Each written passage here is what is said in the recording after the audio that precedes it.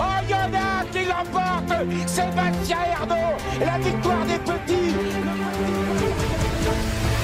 Pronostic quintet de ce jeudi 28 novembre, les amis. J'espère que tout le monde va bien, que vous avez la pêche. Nous, on se retrouve pour un nouveau quintet, les amis. Du côté de Vincennes, Réunion 1, course 1, 13h55, des 4 et 5 ans, n'ayant pas gagné 200 000 €. Parcours de vitesse sur 2100 mètres.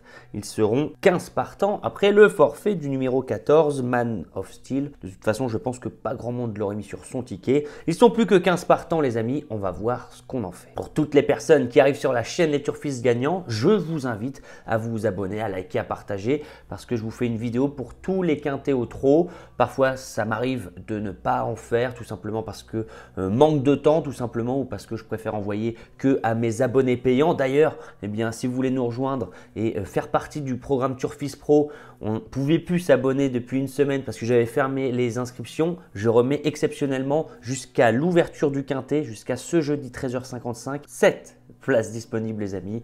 Venez nous rejoindre pour recevoir tous les jours mes chevaux repérés, mon quintet, etc., etc. Le quintet du jour, les amis. Pas facile. Pas facile. La raison est simple. De toute façon, il n'y a pas de quintets qui sont simples, hein, à vrai dire. Mais là, le problème qui se pose, c'est que c'est une course européenne. On a des chevaux étrangers qui arrivent en France, certainement en retard de gain, qui sont eux habitués à des parcours de vitesse, mais qui n'ont pas forcément d'aptitude à Vincennes ou ne l'ont pas encore prouvé. De l'autre côté, on a des Français qui sont peut-être dans leur gain, qui ont tiré des bons numéros en première ligne pour la plupart. En revanche, ils ont peu de références sur les tracés réduits. Qu'est-ce qu'on en fait? Eh bien, moi, je vais tout de même aller en priorité vers tous les chevaux étrangers, les amis, parce que je me dis que le fait qu'ils soient en retard de gain et qu'ils connaissent les parcours de vitesse vont leur permettre d'être un cran au-dessus des concurrents français dans cette course. Et mon favori, les amis, timide favori, je tente quelque chose. Je ne pense pas qu'il va être donné par la presse. Je pense que le favori, ça sera le 10, Destiny di Poggio, même avec son numéro en deuxième ligne tout à l'intérieur, ce qui comporte des risques. Moi, je vais tenter le 7, Working Class Hero en tête, qu'on n'a plus revu en compétition depuis plus de 3 mois, qui vient d'arriver à Grosbois, qui a de l'entraînement derrière lui en Suède. Il n'arrive pas à futer à 60%, il est peut-être qu'à 80-85% de ses capacités. Il aura certainement besoin de cette course pour monter encore en condition et nous faire voir un bel hiver. Par contre, ce que je vois, c'est que lors de ces 3 incursions en France, Vincennes, Caen, Vincennes, c'est 5e, premier. Et à Vincennes, il avait gagné avec énormément d'autorité. C'était bien le 12 avril, hein, en début d'année, sur l'hippodrome de Vincennes, sur les 2008, où Working Class Hero s'était baladé, hein, littéralement. C'était dans un tiercé quartet quintet, déjà avec Mathieu Mottier. Bon, je me dis, en revenant de Suède, on n'est peut-être pas à 100%. On a le numéro 7, mais c'est peut-être pas plus mal. Parce qu'on va pouvoir avoir ses aises au départ. On ne part pas derrière des concurrents qui risquent de nous gêner parce qu'ils sont lents. Bon, bah voilà, hein, c'est à Mathieu Mottier de jouer. Il est en très grande forme. On l'a vu récemment. Un coup de 5 du côté de Vincennes. Peut-être un petit coup de poker à placer en tête ce numéro 7. D'ailleurs, les amis, on va passer dans la rubrique du pari du jour. Pourquoi pas tenter ce 7 Working Class Hero en simple gagnant, simple placé. Couverture Z16 sur The Turf. La cote sera certainement belle, je pense, hein, avec un Destiny di Poggio qui sera certainement écrasé d'argent. Ce numéro 7, on peut jouer sur The Turf, hein, la meilleure plateforme pour jouer aux courses hippiques, avec le lien qui est sous la vidéo.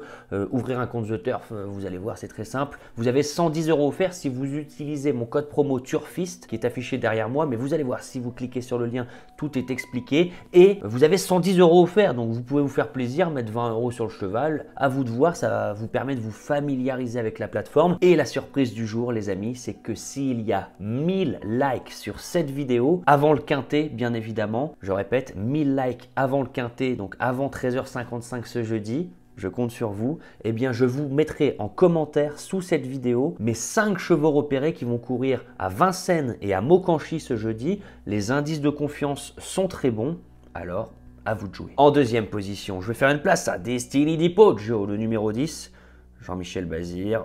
Destiny di Poggio, depuis qu'il est arrivé chez Jean-Michel Bazir, il a montré qu'il était tout le temps déclassé, hein. Il gagne souvent avec énormément de marge, La dernière fois, le 9 novembre, bon, dans le prix Marcel Laurent, on était quand même dans une opposition bien plus relevée avec Joshua Tree, qui sera certainement le favori, l'un des favoris du futur prix d'Amérique, là, qui va se tenir à la fin du mois de janvier. Jasmine de Bayeul, Dimitri Ferme, que de très bons chevaux.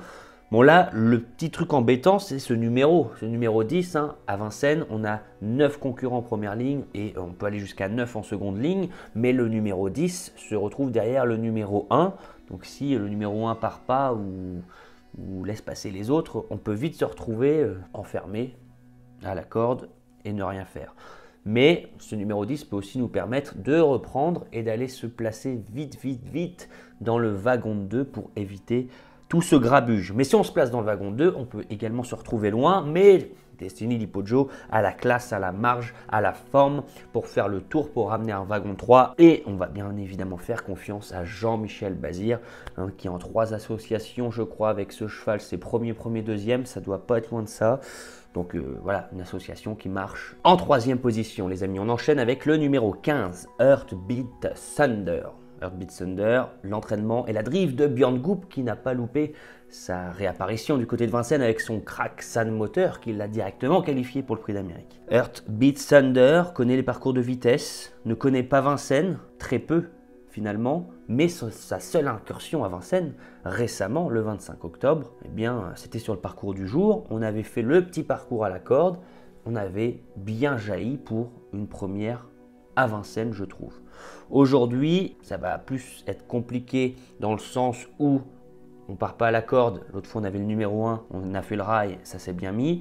Là, on a le numéro 15. Il faudra certainement venir dans le wagon de 3 si on veut espérer quelque chose. Il a montré son aptitude à Vincennes. Il a pris de l'expérience à Vincennes. Il a un pilote incroyable au sulky. C'est la raison qui pousse à le mettre si haut sur mon titre. J'enchaîne avec le numéro 6 en 4e position, Immortal Doc, qui ne connaît que l'autostart. C'est un atout majeur. Il connaît les courtes vitesses, il connaît les départs lancés. Chose qui peut avoir son importance avec des concurrents peu expérimentés autostart, peu expérimentés courte distance. Il vient pour sa rentrée de 2 mois de bien se comporter du côté de Solvala dans une course de très belle Akabi où c'était Epic Chronos qui s'imposait et Epic Chronos qui avait avant cela gagné le Grand Prix de l'UET à Vincennes, devançant Karat Vandel, Cracktie Matou, East Asia que des bons poulains et bonnes pouliches. Donc attention, David Thomas doit se le mettre en main, mais David Thomas...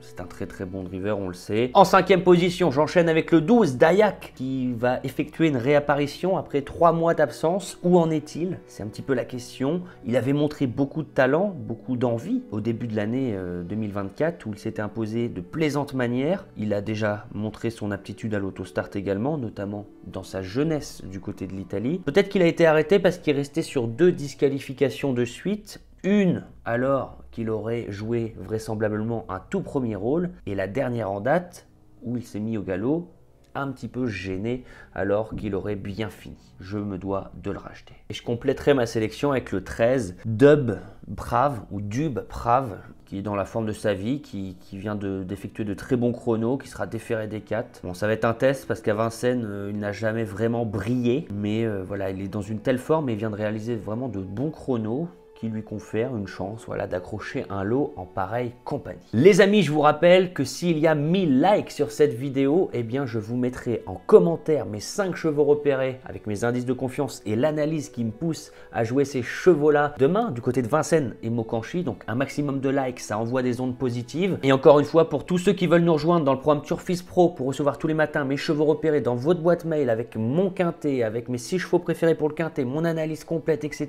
etc. Venez nous rejoindre. 7 places disponibles seulement, donc c'est à vous de voir. Sur ce les amis, eh bien je n'ai plus qu'à vous souhaiter vraiment beaucoup de chance au jeu et on se dit à plus tard. Ciao.